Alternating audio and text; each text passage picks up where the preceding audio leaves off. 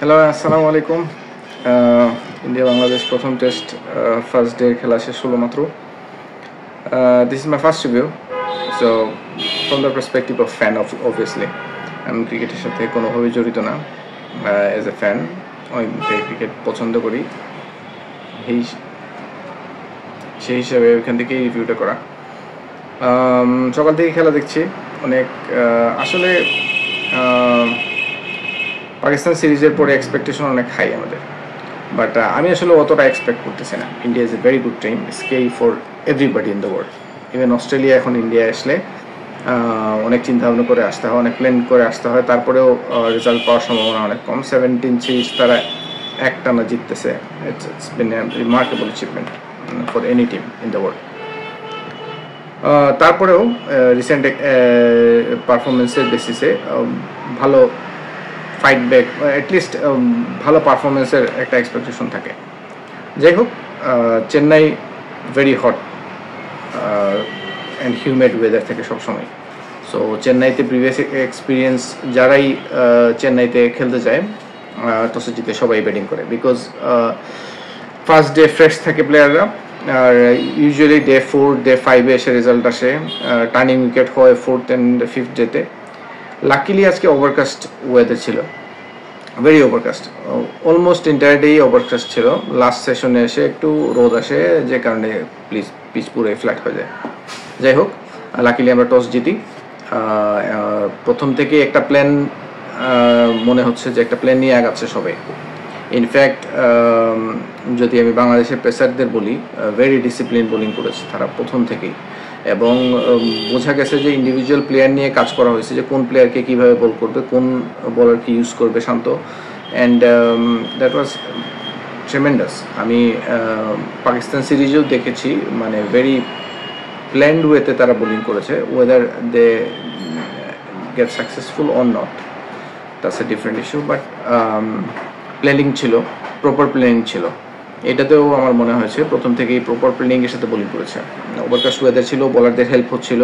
প্রথমেই আমরা রোহিত শর্মার উইকেট নিই, ভেরি গুড বোলিং। হাসান তো every single match impressive bowling করছে, নতুন বলেও ভালো বল করছে, পুরনো বলেও ভালো করবে, মানে ভেরি ভেরি ইমপ্রেসিভ। এভাবে ওল্ড বলে এসে সুইং করানো, নিউ বলে শেপ করানো, রাইট জায়গায় বোলিং করা, টেস্টে একই লেন্থে বল করে যাওয়া, এটা ভেরি রেয়ার, স্পেশালি বাংলাদেশি পেসারদের ক্ষেত্রে। যেহেতু আমাদের একটা কুইকও আছে, সো একটা ব্যাকআপ সাপোর্টও আছে, 3টে পেসার নিয়ে আজকে আমরা মাঠে নেমেছি। This was the best possible team could be. Anyway, Rohit শর্মার উইকেটের পরে আমরা শুভমান গিলের উইকেট নিই। Shubman Gill was bit unlucky, down the leg side যাচ্ছিল বল, ফ্লিক করে এজ হয়ে যায়। এটা ইউজুয়ালি প্লেয়াররা যখন আউট অফ ফর্ম থাকে এই ধরনের শটে নর্মালি এজ হয়ে যায়।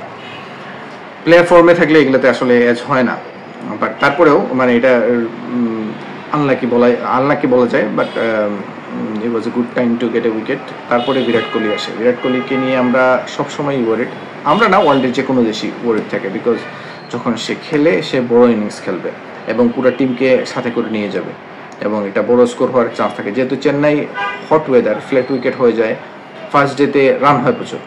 এটা একটা রিস্কি প্লো ছিল, যেহেতু ওভারকাস্ট ছিল, সব কোনো অপশন নেই, আপনাকে বোলিং নিতে হবে। বাট চেন্নাই কিন্তু ফার্স্ট ডে ব্যাটিংয়ের জন্য সবসময় recommended.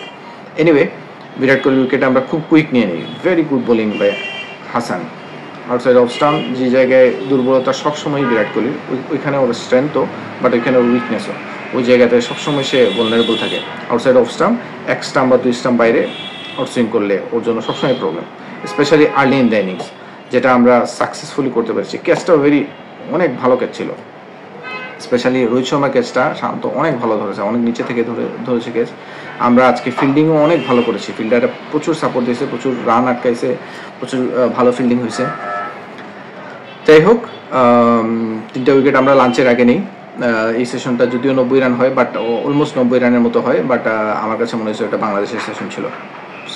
Post lunch Jaiswal was playing tremendous, almost set হয়ে গেছে, 50-এর উপরে 50 করে ফেলেছে। Rishabh Pant as usual aggressive খেলছে, এবং সে সবসময় 50-র পরে আমার তো মনে হয় সে উড়াই নিয়ে যেত ম্যাচটা। লাকিলি আমরা একটা লেজি শটে আউট হয়েছে ঋষভ পান্ট, এবং এরপরে আমরা জেসওয়ালকে ট্র্যাপ করি, নাহিদ রানা ট্র্যাপ করে, যেটা অনেক ভালো বলছিল। এটা হয়তো এই পুরো 6 উইকেটের মধ্যে বিরাট কোহলির উইকেটটা, এই রোহিত শর্মার উইকেটটা পরে এটা সবচেয়ে ভালো বলছিল। ভেরি গুড বোলিং, একদম বডি লাইনে বল করছে, মুভ করার সুযোগ দেয় নাই, ইজিলি এজ হয়ে স্লিপে। এরপরে KL রাহুলকে খুব তাড়াতাড়ি আমরা উঠাই নিই, যেটা এই ম্যাচে সবচেয়ে ভালো ক্যাচ নিছে জাকির। এত রিফ্লেক্সে উইকেট কিপার ছাড়া আসলে এত নিচে এত তাড়াতাড়ি রিফ্লেক্স করা অনেক ডিফিকাল্ট। সে হয়তো উইকেট কিপার ব্যাটসম্যান হয়, এটা অনেকটা ইজিও হয়েছে, প্লাস সে অনেক দিন থেকেই ফাইন লেগে শর্ট ফাইন লেগ ফিল্ডিং, ওই শর্ট ফাইন লেগ বলতেছি, সিলি পয়েন্টে বা বলেন আপনি, বা ইয়েতে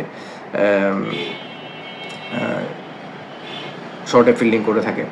মেহেদী হাসানের বলে এজ হয়, ভালো ক্যাচ নিয়েছে। এরপরে আসে আশ্বিন এবং জাদেজা। পিচও হয়ে যায় একদম মানে টেবলের পিচ, পাক্কার পিচ, একদম মানে শক্ত তক্তা পিচ। এরপরে যে শুরু করছে মাইর, ক্রেডিট তাদেরকেও দিতে হবে, কারণ দে আর ব্যাটিং ভেরি ট্রেমেন্ডাসলি, মানে কোনো চান্সই দেয় নাই। They are aggressive, they are charging the bowler from the beginning. সাকিবকে তো দাঁড়াতেই দেয়া নেই প্রথম থেকে, মেহেদিকেও চার্জ করতেছে, পেসাররা শর্ট বল করার চেষ্টা করছে। Pacer gave everything in the pitch. আমি পেসারদেরকে সর্বোচ্চ এখানে প্রশংসা করব, তারা সব কিছু দিয়ে ট্রাই করছে। হ্যাঁ, একটা হয়তো আশ্বিনের একটা চান্স ছিল, হাফ চান্স, বাট ওইটা চান্স বলা যায় না আসলে, পুরো দিন ফিল্ডিং করে টায়ার্ড, একটা দুইটা এরকম বের হয়ে যায়, তারপরে চান্স ছিল। বাট এছাড়া দুইজনেই এত ভালো ব্যাটিং করছে। পিচও ফ্ল্যাট হয়ে গেছে এবং তারা সম্পূর্ণ পিচের সব সুযোগ নিয়েছে। প্রথমে একটুও ডিফেন্সিভ হয় নাই, তারা কাউন্টার অ্যাটাক করছে প্রথম থেকেই, এবং তারা জানে যে সাকিব এবং মেহেদীকে যদি দাঁড়াইতে না দেয় তাহলে ডে এন্ডে রান তারা উঠাই নেবে। প্রথম যেটা একটু স্লো হয়েছে রান, বাংলাদেশের ওভার রেটে অনেক স্লো ছিল, যে কারণে 80 ওভারের মধ্যেই দিন শেষ হয়ে গেছে।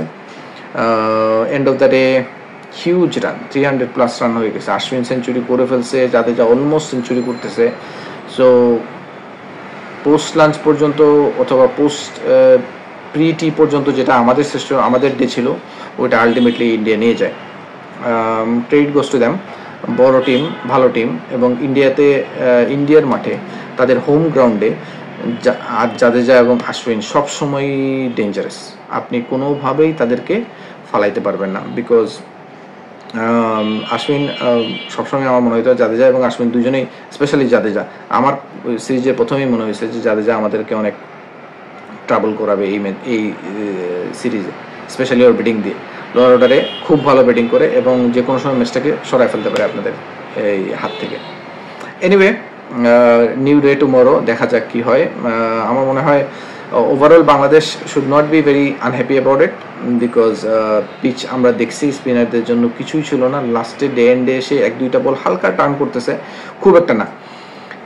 সো আমার মনে হয় ডিসঅ্যাপয়েন্টেড হওয়ার কিছু নাই। নেক্সট কালকের যেহেতু বাংলাদেশ প্রথমে যদি ফার্স্ট লাঞ্চের ভেতরে অল আউট করে ফেলতে পারে, যদি 500+ করে যায়, তাইলে আসলে কিছু করার নাই, তাইলে ওইখান থেকে রিকভার করা অনেক ডিফিকাল্ট। বাট যদি লাঞ্চের প্রি লাঞ্চ যদি অল আউট করতে পারে, তাইলে রোদ উঠে যাবে, পিচ একটু শক্ত হয়ে যাবে, ব্যাটসম্যানদের জন্য অনেক ইজি হয়ে যাবে আমার মনে হচ্ছে ব্যাটিং করা। নিউ বলে একটু সুইং করতে পারে, এছাড়া পিচের মধ্যে খুব একটা কিছু নেই। আর্লি মর্নিংয়ে যে অ্যাডভান্টেজটা ওভারকাস্টের কারণে বাংলাদেশ পাইছিল, ওটা পাইছে শেষ। ওইটা আর আমার মনে হয় না নেক্সট ডে থেকে এরকম হবে। এবং যেটা প্রবলেম হবে বাংলাদেশকে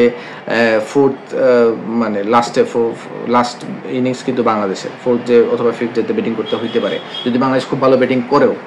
সো তখন পিচ টার্ন করা শুরু করবে। সো ওটা ডিফিকাল্ট, ওটা মাথায় রাখতে হবে। আমাদেরকে লম্বা ইনিংস খেলতে হবে সেকেন্ড ইনিংসে। এবং আরেকটা গুড নিউজ হচ্ছে যে পুরো 80 ওভার কমপ্লিট হয়েছে। হয়তো নেক্সট ডে বাংলাদেশ কালকে শুরুই করবে নতুন বল দিয়ে।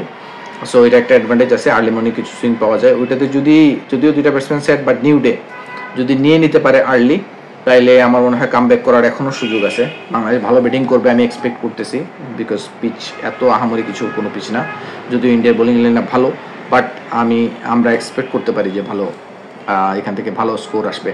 এবং কালকের দিন যদি আর্লি উইকেট ফালাইতে পারে বাংলাদেশ, তাইলে ভালো একটা স্কোর বাংলাদেশও করতে পারবে এই উইকেটে। Hoping for the best.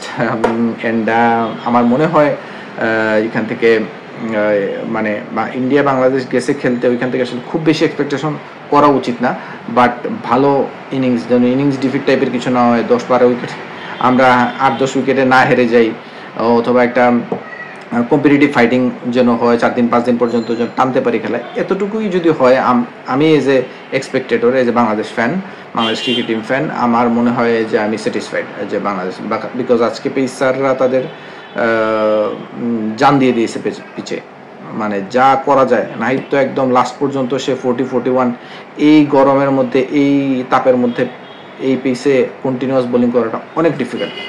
So credit goes to him.